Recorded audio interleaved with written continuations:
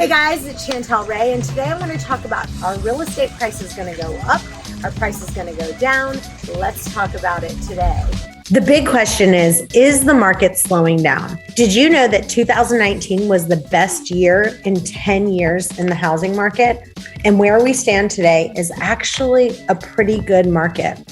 Everything is about supply and demand, which means how many buyers do we have? How many sellers do we have? So first, let's talk about active listings. I want to kind of go back from 2017 all the way to 2021. So if you look at this chart, in January, February, and March, it's kind of a little bit lower. It always peaks up in April, May, June, and July. And then once it starts hitting fall, it starts going back down. If you notice, that is the curve that we have in residential real estate. This is all listings from Realtor.com throughout the country. This is the same way that did in 2017, 2018, and 2019. Now, I want you to look at the orange line. This is 2020. So we start off with the same curve and then the pandemic hits. So what do you see at that point? At that point, all of a sudden things start dropping. And guess what? I talked about all the reasons called where did all those homes go? Let's do a quick recap of why we lost so many listings during that time. Okay, so the housing market is at a turning point. We're starting to see signs of things moving to a new direction. The ball is still kind of in that seller's court. It still is, but it's slowly shifting to more of a buyer's market. Now, I'll give you a perfect example. We had a house that was listed at $335 back 2 months ago. The deal fell through because of financing. And then we put it back on the market and we put it back on at $335 and it was not able to sell at that price. We ended up having to bring it down to $310. So, and that was just in like a 30-day period. So that's a very, very big shift. So we're on a turning point and we're seeing signs of a different direction.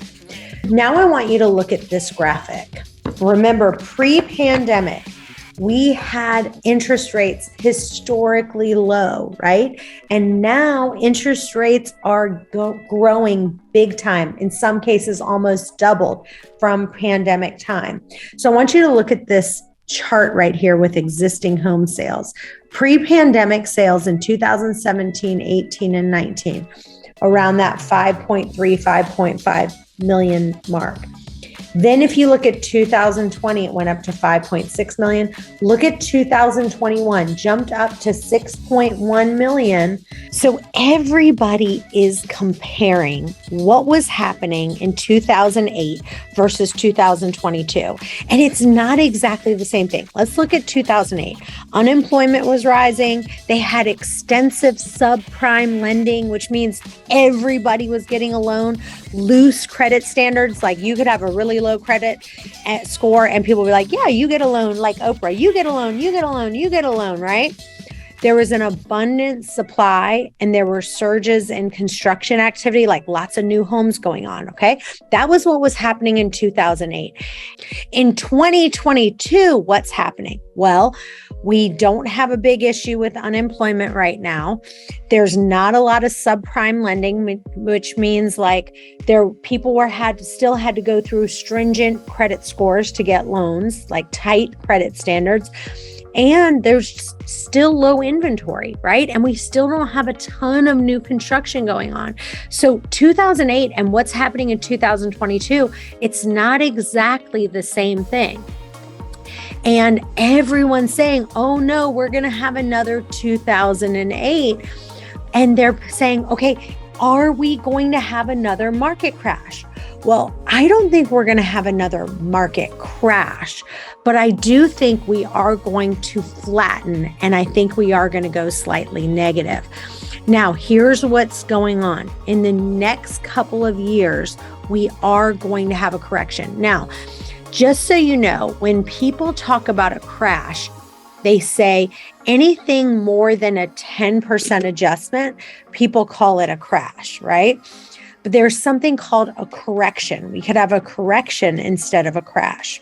Everything is always about supply and demand. So when there's more demand than there is supply, that's a recipe for the prices to go up. And that's what we've been seeing for the last few years. For a crash to happen, on the other hand, we need to see a big shift where there's more supply than demand. Basically the opposite of what's going on right now. And that's the only way that prices are going to go down. Supply would have to exceed demand. Now, how will that happen? Let's talk about it. First, let's look at the demand, because demand has been super high for a long time. I want you to look at these charts. First and foremost, it's fueled by home buyers. And right now that's led by millennials who are in their peak family years, right? They're having babies. They want to getting married. That's the biggest generation now. And they want homes. And they're at the peak home buying stage. So just so you know, they're tracking that about 20% of homes are purchased by investors. There's a lot of people also who are buying more Airbnbs now, and that is driving some sales.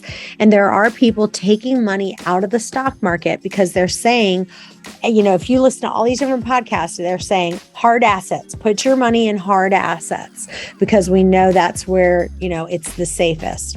And if you look, there are tons of studies that are showing that people have more cash in the bank than they ever have. There's tons of stats that we can show you on that as well. So millennials are the drivers that are the ones buying the houses right now. Interest rates rose super fast just this past year. So the average interest rate on a 30-year fixed rate mortgage was just over 3%.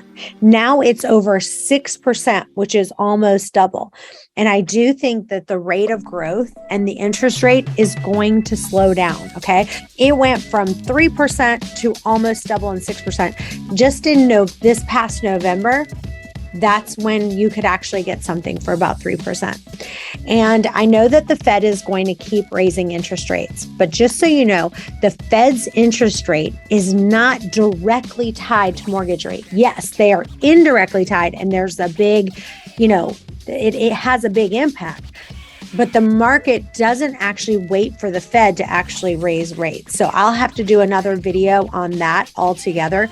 But the Fed rate, it's the rate that banks can loan each other money. The mortgage-backed securities market basically decides what's going on with interest rates. So that's a little confusing as well. Okay, so we talked about this. Interest rates are about 6% today. The date that I'm recording this is July 11th of 2022. So as recently as November, it hasn't even been a year that people could get interest rates for about 3%. Inflation is the arch enemy of mortgage. No lender wants to loan someone $300,000 if it's only going to be worth $250,000 in a short amount of time. So to balance it out, they raise interest rates. So let's look at this math. If you could buy a house for $400,000, let's say you put 5% down, 6% interest rate, it'd be $2,386. That's only principal and interest. A $400,000 house, same 5% down with 3% interest rate would be $1,602. Okay, so that's $700 less if you had it for the 3% interest rate. So basically that's 33% difference. So right now you can buy about 33% less house that you could have when the interest rates were at 3%. That, my friends, is going to lower demand. And that's why I'm saying I don't think demand can keep going up, because it's just getting more expensive and people can't afford to get into the housing that they want. And that is really significant. Is this going to crash the market?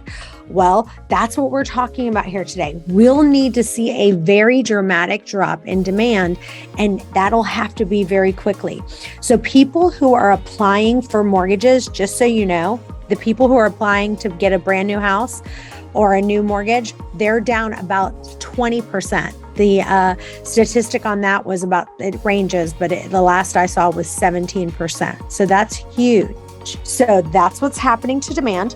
Now, when are sellers going to reduce the price of their house? Now, some seller is not going to say, listen, Chantel said that the National Bankers Association survey showed that 17% fewer people are applying for purchase applications. So I'm just going to lower my listing by $30,000. Well, no, the sellers aren't going to do that in a second.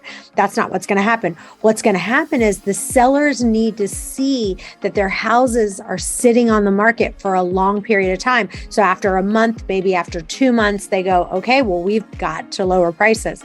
And that's what's going to happen. So it's going to take a little bit of time. And that's why I'm saying we're going to start seeing a cooling. All right, so let's find out what your home is worth. We're starting to see home prices cool down, so you don't want to wait. And we have some special gifts for a few select clients who want to work with a Chantel Ray certified agent. We are looking for a couple of sellers who are willing to have their home videoed and some of the presentations recorded just for training purposes. So if that's something you're interested in, we're offering discounted commission and some special closing gifts just to be a part of it. And if you want to be part of this program, or if you just want to know what your home's worth, comment below and we'd love to work with you.